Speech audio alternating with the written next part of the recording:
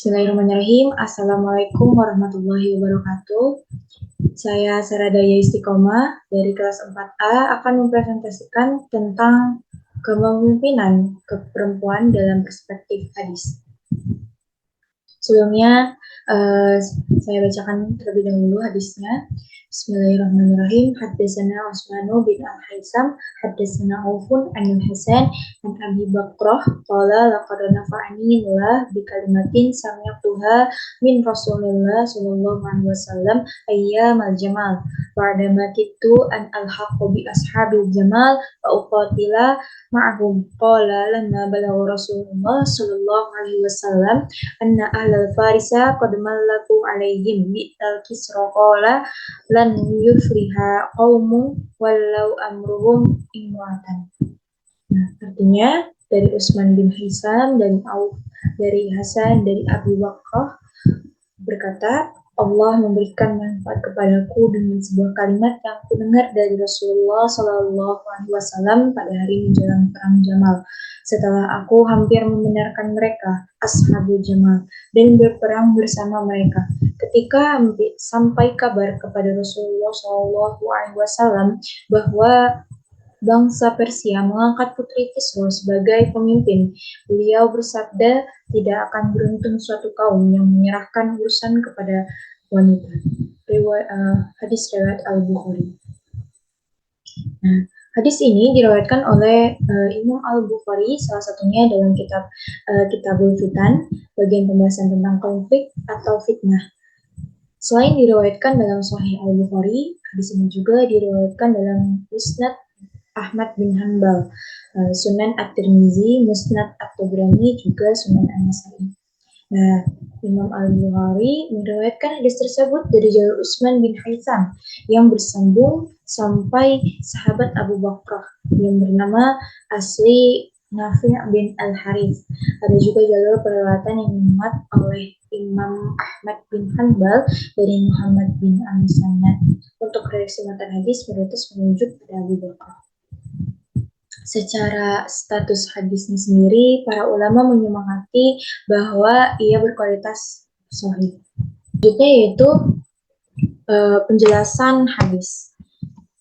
Nah, ada beberapa dalam hadis ini ada beberapa kunci yang perlu diurai. Nah, yaitu kata yuflihu berarti kesuksesan, kemenangan, kejayaan yang berasal dari kata falah, kata qaumun yang berarti jemaah atau kelompok, kata amruhum berarti urusan yang berasal dari kata amaro, dan kata imratun yang berarti perempuan yang bentuk jamaknya adalah an-nisa yang berarti perempuan.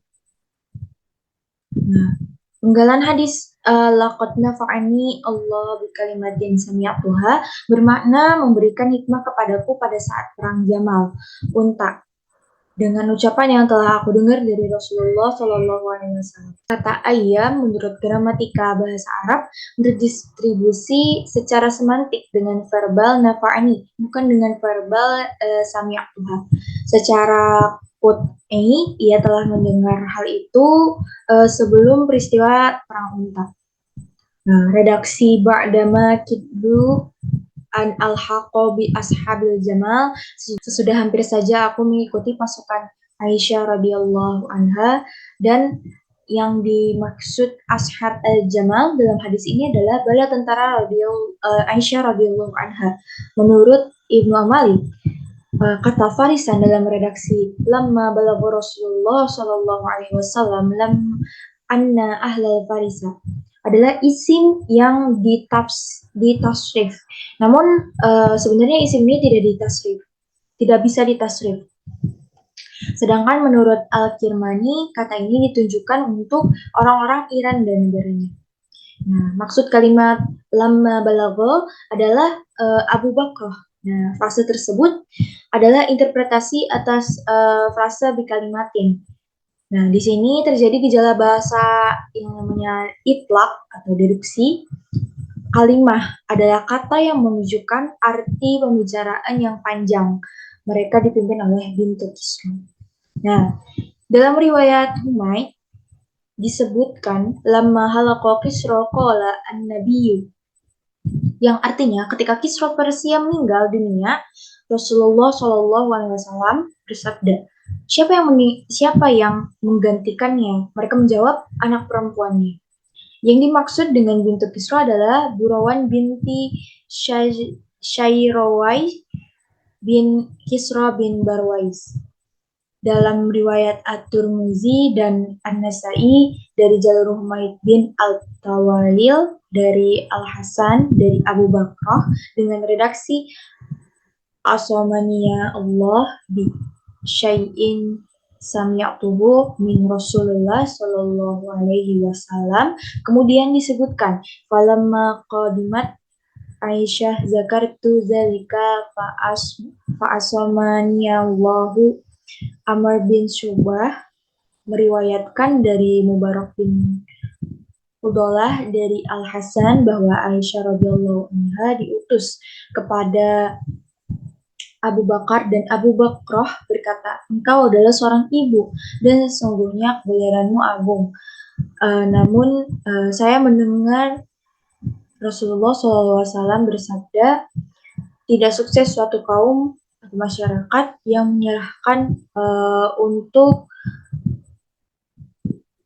memimpin urusan mereka kepada perempuan.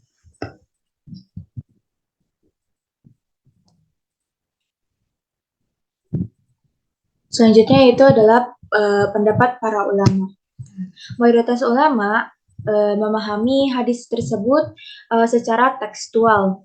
Mereka berpendapat bahwa berdasarkan petunjuk hadis tersebut, pengangkatan perempuan menjadi kepala negara, hakim pengadilan, dan berbagai jabatan yang setara dengannya adalah dilarang. Nah, menurut Syaro, perempuan hanya diberi tanggung jawab untuk menjaga suaminya. Nah, menurut Al-Qattabi, hadis ini mengisyaratkan perempuan tidak boleh menjadi seorang pemimpin atau seorang hakim. Selanjutnya ada dari Yusuf Al-Qadwali mengemukakan alasan mengapa perempuan dilarang menjadi pemimpin dalam urusan umum, yaitu yang pertama adalah faktor fisik dan naluri. Perempuan menurut beliau perempuan diciptakan untuk mengemban tugas keibuan, mengasuh dan mendidik anak. Nah, itu sebabnya perempuan memiliki perasaan yang peka dan emosional. Nah, juga secara naluri kewanitaan, wanita biasa menonjolkan perasaan emosi daripada pemikiran, penalaran, dan hikmah. Yang kedua adalah faktor kodrat. Nah, perempuan tidak terlalu tepat memangku jabatan dalam urusan umum. Nah, sebab perubahan fisiknya selalu terjadi karena menstruasi, hamil, melahirkan, dan menyusui anak. Nah, semua ini membuat fisik, psikis, dan pemikiran perempuan tidak mampu mengemban tugasnya di luar tugas rumah tangganya. Maka dari itu, sebagian ulama tidak berpendapat perempuan tidak bisa menjadi pemimpin dengan alasan hadis tersebut hanya bersifat sekedar pemberitaan, bukan ketentuan hukum. Dan hadis tersebut tidak berlaku umum, karena hadis tersebut disabdakan oleh Nabi Shallallahu Alaihi Wasallam berkaitan dengan peristiwa suksesi di Persia. Nah, ketika itu Kaisar Persia meninggal dunia. Para petinggi kerajaan melimpahkan pimpinan Persia kepada seorang ratu. Di tangan ratu itulah kekaisaran Persia berantakan. Peristiwa ini direspon oleh Nabi Shallallahu Alaihi Wasallam karena terbukti ratu tersebut tidak berhasil mengendalikan negara.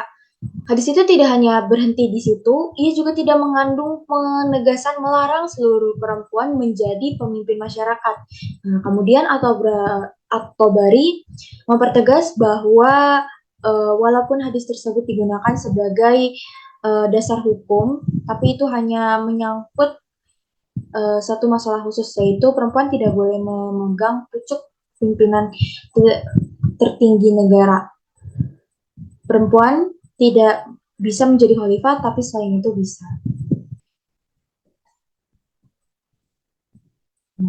Dengan demikian, Islam tidak melarang perempuan menjadi pemimpin dalam urusan umum, bahkan menjadi kepala negara.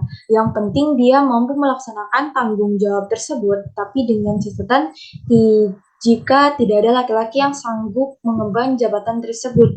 Nah, karena itu hadis tersebut harus dipahami secara kontekstual karena mengandung petunjuknya bersifat temporal. Mungkin cukup sekian dari saya. Sebelumnya mohon maaf bila terdapat kesalahan. Syukron. Wassalamualaikum warahmatullahi wabarakatuh.